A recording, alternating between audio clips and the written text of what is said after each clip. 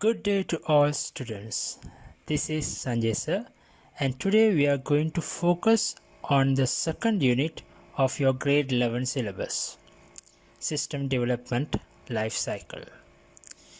This is the first lesson of your second term scheme of work. This series of videos consists of 7 parts and we will discuss each topic in detail. First, we will look at the topics to be covered for this particular lesson.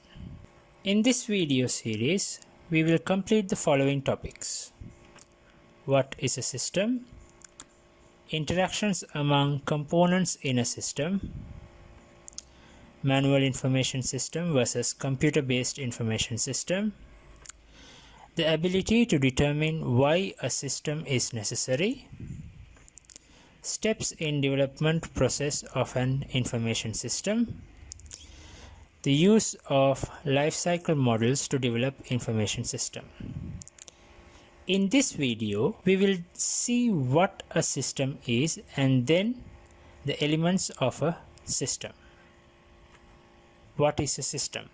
The definition of a system would be: a system is a collection of subsystems and components that work together to achieve a specific task.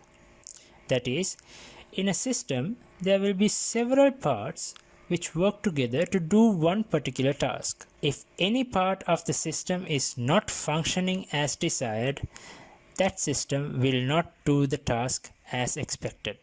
Let's look at an example for a system. Let's look at this car, for instance. I can say that this car is a system because it is made up of several parts and it uses these parts to perform a task.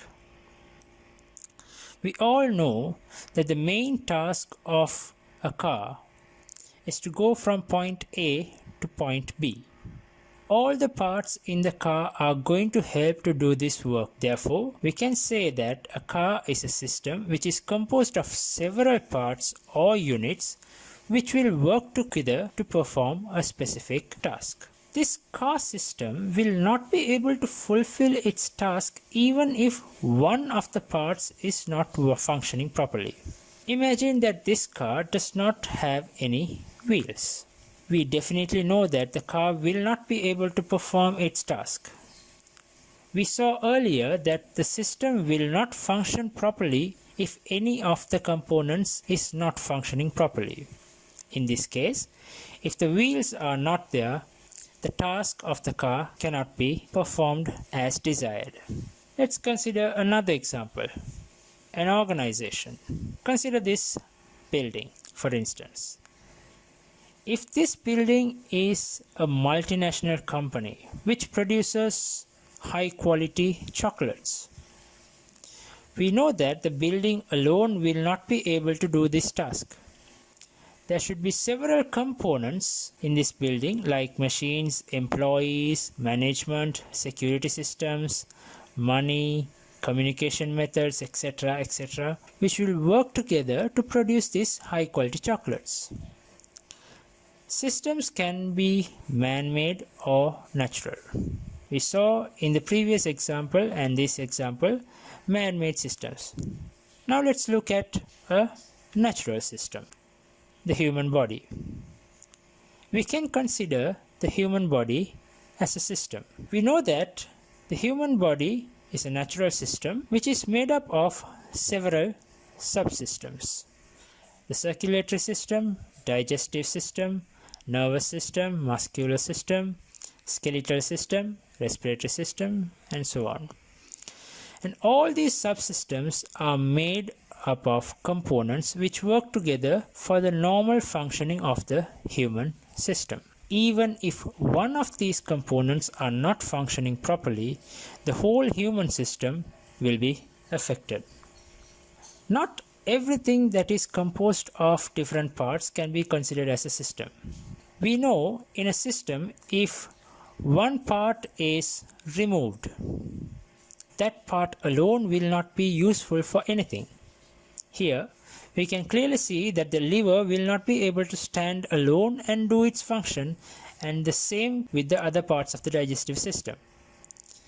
This is a feature of a system. When parts are removed in the digestive system, it will not create many digestive systems, it will only create a non-functional individual part. Consider this rock here. When I break this rock into smaller parts, you will only create smaller rocks. That is, these are still rocks. We do not say that they are part of a large rock anymore. And the small rocks will be used to do the task which the large rock did. Therefore, we cannot say that rock is a system. We should understand that there are collections of components which are working together, but still they are not called a system. Let's look at the elements of a system. All systems have three basic elements: input, process, and the output. If you consider the previous example of a car, we can say that the car is a system which takes fuel as input. Using this fuel, the processing is done. Starting the engine and getting ready to move will happen, and then the car will move from A to B. Ultimately, the task will be done by the system. If you consider the second example, the organization, let's say this time it's an organization which is going to manufacture vehicles. This organization will have many inputs from outside the system boundary, like people who are clients of the organization, documentation, video presentations, graphical information, transfer of messages, money, security, and raw materials.